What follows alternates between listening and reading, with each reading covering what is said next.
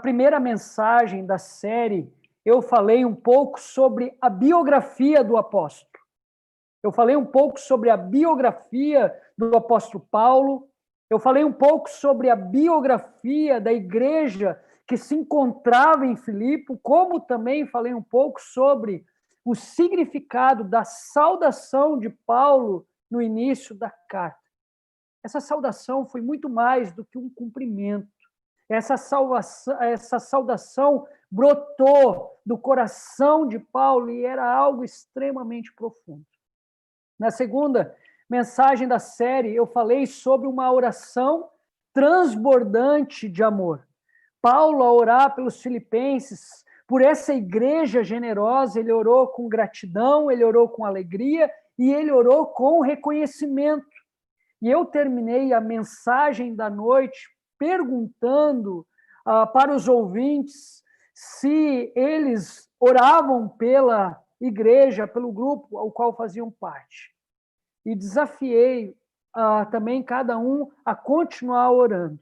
Na terceira mensagem da série, o Wendel falou sobre uma vida na perspectiva de Deus. Na quarta mensagem da série, Cristiano Araújo, ele falou sobre uma vida sem medo do futuro.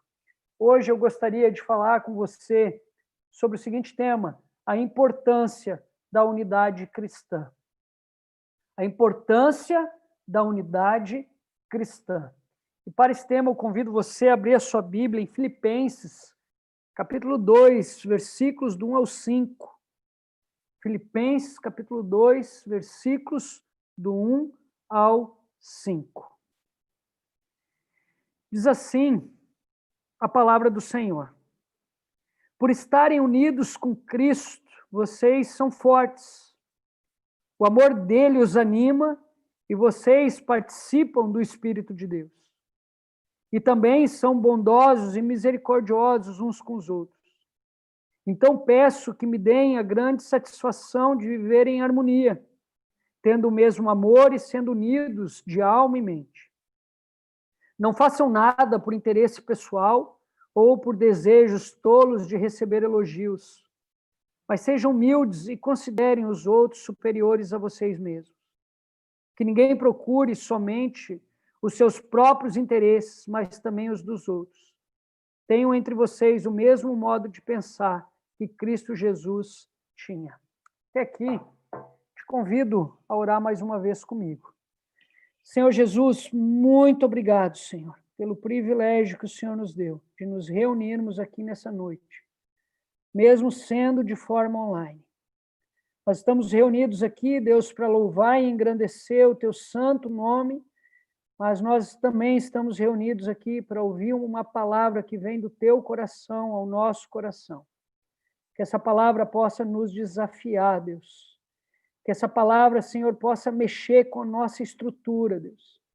Que essa palavra possa nos tirar da nossa zona de conforto, Deus. Que nós possamos sair daqui, Senhor, desejosos em colocar, Senhor, em prática aquilo que aprendemos do Senhor. Em nome de Jesus. Amém e amém. Então, a importância da unidade cristã. Paulo aqui, ele passa a tratar de um problema interno da igreja de Filipe. A comunidade da fé, a família de Deus, ela estava dividida naquele local.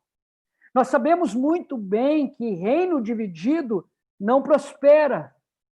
Paulo, ele sabia também dessa máxima. Então, quando ele olha para a igreja de Filipe, essa igreja generosa, ele enxerga os problemas dessa igreja, ele enxerga as discussões vãs que aquela igreja ela estava praticando, e Paulo, então, ele escreve essa carta a fim de trazer paz, pacificação, reconciliação para os irmãos que frequentavam aquele grupo. Eu estou falando nessa noite para um grupo de jovens da Igreja Batista Central em Porto Alegre, um grupo que faz parte da família da fé, da família de Deus, e a pergunta que eu gostaria de fazer a você é o seguinte: como está a unidade desse grupo? Como está a unidade desse grupo? O que fala mais alto? As diferenças de cada um ou uma causa chamada Cristo? Hoje, o que fala mais alto nesse grupo são os projetos pessoais ou Jesus, a pessoa de Jesus. Eu gostaria de compartilhar com você nessa noite 3 princípios fundamentais na fala de Paulo para a unidade desse grupo. 3 princípios fundamentais na fala de Paulo que ele compartilhou com a igreja de Filipe, e hoje esses princípios também servem para nós. E o primeiro princípio é esse: um bom alicerce. Para a unidade do grupo é preciso de um bom alicerce. Todos nós sabemos que uma boa construção, ela precisa de uma boa base, de um bom alicerce. Atente para o que diz o versículo 1. Se há, pois, alguma exortação em Cristo, alguma consolação de amor, alguma comunhão do Espírito, se há entranhados afetos e misericórdias. Então, como esse alicerce é construído na fala de Paulo? Como esse bom alicerce, essa boa base é construída? Primeiro, através da exortação em amor. Paulo lembrou aos filipenses que aquela comunidade era amada por Cristo e que essa experiência de receber o amor de Cristo deveria uni-los e não separá-los. Paulo, então, exorta aquela igreja, aquele grupo, nesse sentido. Olha só a experiência que vocês estão tendo, a experiência de receber o amor de Jesus é suficiente para unir vocês e não dividi-los. Como esse alicerce é construído na fala de Paulo? Através da consolação em amor. A palavra consolação aqui, ela também pode ser traduzida como encorajamento. Paulo, ele tinha em mente aqui o amor de Cristo pela igreja. Segundo Paulo, esse é um bom motivo para amar o outro, independentemente de quem seja, porque Cristo ama dessa forma. Ele nos ama, ele me ama, ele te ama, ele ama o pecador, independentemente de quem seja. Então, Paulo, ele vai encorajar a igreja de Filipe a amar uns aos outros, independentemente de quem seja, porque Cristo ama dessa forma. Como construir um bom alicerce? Através da comunhão do Espírito. F.F. Bruce, ele vai dizer o seguinte sobre esse tema. F.F. Bruce diz que o Espírito trouxe os cristãos de Filipos à comunhão uns com os outros. Aquele que os uniu em Cristo também os uniu uns aos outros. É o Espírito Santo quem produz a nossa comunhão com Deus e a nossa comunhão com o próximo.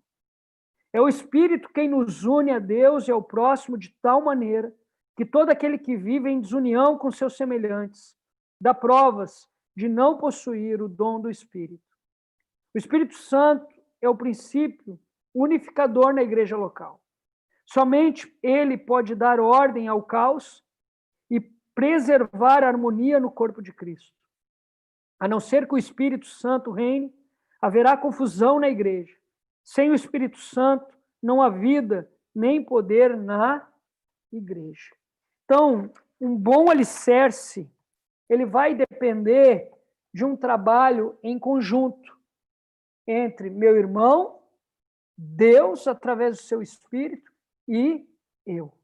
O catalisador é o próprio Deus, é o Espírito de Deus. Mas o meu irmão precisa fazer a sua parte, eu também preciso fazer a minha, para que haja unidade na igreja do Senhor Jesus Cristo, para que haja uma boa base nesse corpo. Algum tempo atrás, apareceu uma rachadura na casa dos meus sogros, e essa rachadura, ela era em diagonal, ela começava numa ponta e ela se dirigia até o meio. Ao chamar um profissional para resolver o problema, nós descobrimos que o problema ali era um problema de base, era um problema de alicerce, era um problema mais grave do que nós estávamos pensando. Achar o culpado naquele momento não ia resolver o problema. O problema era grave, ele precisava ser resolvido com urgência, porque a parede podia despencar. O problema era estrutural e achar o culpado ali naquele momento não ia trazer paz, não ia trazer solução. Não interessava nada se fosse culpa do engenheiro, do construtor, do meu sogro que comprou talvez um material de péssima qualidade. Isso não interessava naquele momento. Naquele momento interessava o conserto. A pergunta que eu gostaria de fazer para você é: que tipo de alicerce nós estamos construindo como grupo? Existe exortação em amor entre nós? Existe encorajamento entre nós? Nós estamos dando liberdade para o Espírito de Deus agir? Quando eu olho para o meu irmão, o que eu enxergo e o que eu ofereço? Essa é a pergunta. Quando eu olho para o meu irmão, o que eu enxergo e o que eu ofereço? Quando os religiosos olharam para a mulher samaritana, eles enxergaram uma longa história de pecados e ofereceram para aquela mulher pedras. Jesus, quando olhou para a mulher samaritana, ele olhou com compaixão e enxergou naquela mulher uma mulher carente do amor de Deus e ofereceu a ela amor. E assim, cada vez que Jesus olhava para uma pessoa, ele enxergava pessoas carentes do amor de Deus e oferecia amor. Construímos uma boa base, um bom alicerce, quando nós olhamos para as pessoas com compaixão e oferecemos amor. Paulo, quando olhou para aquela igreja, a igreja de Filipe, ele enxergou uma igreja generosa, mas ele também enxergou uma igreja carente do amor de Deus. Paulo, ele enxergou muito mais do que discussões, conflitos, e ele ofereceu amor àquela igreja através da sua carta. 3 princípios fundamentais na fala de Paulo para a unidade do grupo, para a unidade da igreja local. O primeiro princípio fundamental é um bom alicerce. O segundo princípio fundamental para a unidade de um grupo, para a unidade da igreja local, é o sacrifício por uma causa maior. O sacrifício por uma causa maior. O versículo 2 vai dizer assim: completai a minha alegria, de modo que penseis a mesma coisa, tenhais o mesmo amor, sejais unidos de alma, tendo o mesmo sentimento. Então, Filipenses é uma das 4 cartas que Paulo escreveu da prisão. Então, Paulo aqui, ele estava preso. Paulo aqui, ele estava algemado. Paulo aqui, ele estava à beira da morte, mas sua atenção não estava voltada para si mesmo. Mesmo diante de uma situação tão difícil, Paulo, ele estava preocupado com a igreja que se encontrava em Filipe. Paulo, quando começa esse versículo dizendo: completai a minha alegria, ele não estava pensando em sua libertação da prisão, mas do progresso espiritual dos filipenses. Paulo não estava pensando em sair da cadeia o mais rápido possível. Paulo estava pensando no crescimento espiritual da igreja que se encontrava em Filipe. William Hendrickson, ele vai dizer o seguinte: que sua alegria não vem de suas condições pessoais, mas da condição da igreja de Deus. Paulo não pode estar alegre enquanto o espírito de facção existir na igreja. O que estava trazendo tristeza ao coração de Paulo não eram as suas algemas, não era a sua prisão. O que estava trazendo tristeza ao coração de Paulo era enxergar na igreja de Filipe facções. Como a igreja poderia completar a alegria de Paulo? Werner de Boer vai responder da seguinte forma: demonstrando unidade de pensamento. Demonstrando unidade de pensamento. O que isso significa? Diz que a palavra traduzida aqui por mente denota não uma capacidade intelectual, mas uma ação e uma atitude moral. Unidade de pensamento não significa uma capacidade intelectual, mas uma ação e uma atitude moral. Como a igreja poderia completar a alegria de Paulo, demonstrando uma unidade em seus relacionamentos? Paulo ele estava preocupado com os relacionamentos daquela igreja. Como a igreja poderia completar a alegria de Paulo, demonstrando uma unidade espiritual? Werner de Boer vai dizer o seguinte: na igreja de Deus não há espaço para disputas pessoais. A igreja não é um concurso de projeção pessoal, nem um campeonato de desempenhos pessoais. A igreja é um corpo onde cada membro coopera com o outro, visando a edificação de todos. Como a igreja poderia completar a alegria de Paulo, demonstrando uma unidade em sentimento? Werner de Boer vai continuar: a igreja precisa ter o mesmo sentimento. A igreja é como um corpo que deve cantar no mesmo tom. Os crentes não são competidores, mas cooperadores. Eles não são rivais, mas parceiros. Eles não estão lutando por causas pessoais, mas todos buscam a glória de Deus. Na igreja de Deus não devem existir disputas políticas, briga por cargos, ciúmes e invejas. Pergunta que eu gostaria de fazer para você: até que ponto você está disponível a sacrificar por uma causa maior? Até que ponto você está decidido, melhor, a se sacrificar por uma causa maior? Que causa é essa? Enxergar o crescimento do meu irmão em Cristo Jesus. Até que ponto você está disposto a diminuir para ver o seu irmão crescendo em Jesus? Até que ponto você está disposto a abrir mão das tuas preferências, abrir mão do teu gosto, do teu estilo, para ver o teu irmão crescendo em Jesus? Até que ponto você está disposto a abrir mão do teu conforto, dos teus objetivos pessoais, para ver o teu irmão crescendo em Jesus? Até que ponto você está disposto a abrir mão da tua segurança, do teu dinheiro, da tua energia, do teu tempo, para o benefício do outro? E quando eu falo aqui de benefício do outro, eu não estou falando de qualquer tipo de benefício. Eu estou falando aqui do crescimento espiritual, do crescimento em relacionamentos. 3 princípios fundamentais na fala de Paulo para a unidade do grupo. O primeiro princípio é um bom alicerce. Paulo ele estava preocupado com a base. O segundo princípio tem a ver com o sacrifício por uma causa maior. Paulo ele se sacrificou para ver os seus irmãos crescendo em Jesus. E o terceiro princípio, fundamental para a unidade de um grupo, para a unidade de uma igreja local, é uma boa compreensão dos perigos que afetam a unidade. A boa compreensão dos perigos que afetam a unidade.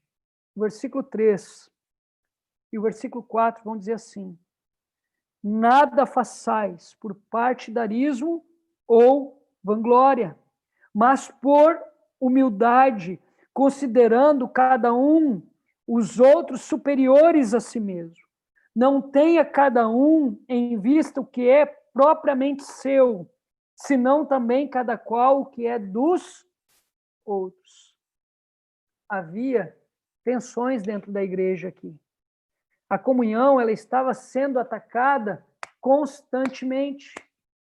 A palavra grega aqui, eritheia, que significa partidarismo, é o resultado do egoísmo de muitas pessoas que faziam parte daquele grupo. Existiam pessoas naquela igreja lutando pelo evangelho, mas sozinhas. Se não for do meu jeito, não vai ser do jeito de ninguém. Existiam pessoas naquela igreja buscando a promoção pessoal, usando a igreja para se promover. Existiam pessoas naquela igreja que eram lobos em pele de cordeiro, pessoas que estavam ali para distorcer o evangelho, para tentar impedir o avanço do evangelho. Existiam pessoas naquela igreja que amavam o mundo e queriam promover o mundo dentro da própria igreja a qualquer custo. Existiam pessoas ali que eram extremamente bélicas, amavam a briga, amavam a confusão. Elas amavam isso. Uma boa compreensão dos perigos que afetam a unidade da igreja, que afetam a unidade de um grupo, nos ajuda a trabalhar para corrigi-los. Ter uma boa compreensão dos perigos que ameaçam o nosso grupo, e aqui, de forma mais específica, a Central Jovem vai ajudar vocês a trabalhar para corrigir esses perigos. E a pergunta que eu faço para vocês nessa noite é: que tipo de pessoa você é? Que tipo de pessoa você é nesse grupo?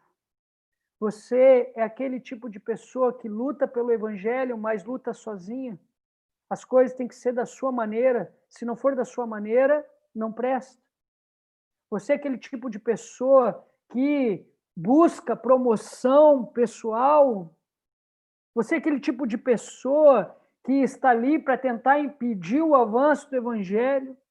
Você é aquele tipo de pessoa que ama o mundo e tenta fazer com que esse grupo se amolde ao mundo que nós estamos vivendo? Ou você é aquele tipo de pessoa que está sempre com uma arma na mão, adora uma confusão, qualquer motivo é motivo para brigar? Que tipo de pessoa você é? Ou você é um pacificador? Paulo, aqui nesse parágrafo, ele está fazendo o papel de pacificador, de alguém que estava ali para somar.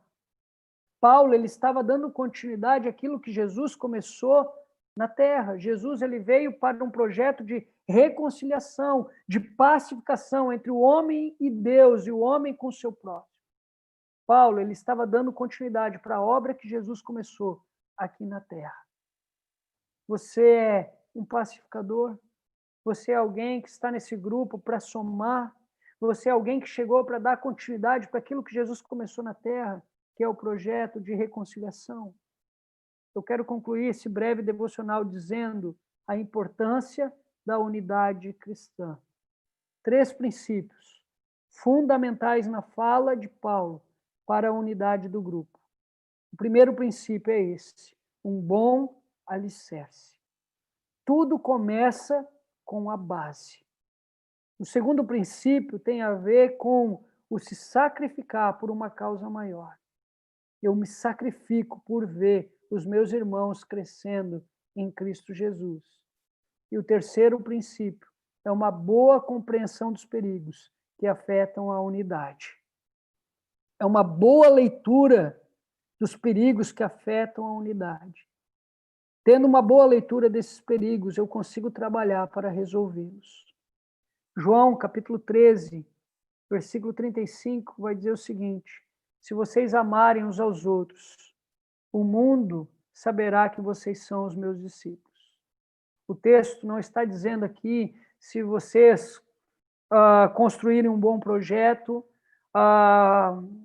uma assistência aos pobres, se vocês construírem uma boa estrutura, o mundo saberá que vocês são os meus discípulos. O texto não está dizendo isso. O texto está dizendo o seguinte: se vocês amarem uns aos outros, aí sim o mundo saberá que vocês são os meus seguidores. Eu quero te desafiar nessa noite a lutar pela unidade desse grupo. Eu quero desafiar você essa noite a lutar pela unidade da Central Jovem, pela unidade da Igreja Batista Central em Porto Alegre. Eu quero desafiar você a lutar pela unidade do corpo de Cristo, da Igreja Universal, da Igreja dos santos que foram resgatados pelo próprio Deus. Lute por essa igreja. Participe dessa construção de um bom alicerce. Sacrifique-se pelo outro e lute pela paz. Lute pela paz. Lute pela reconciliação. Deus abençoe você e que Deus nos abençoe.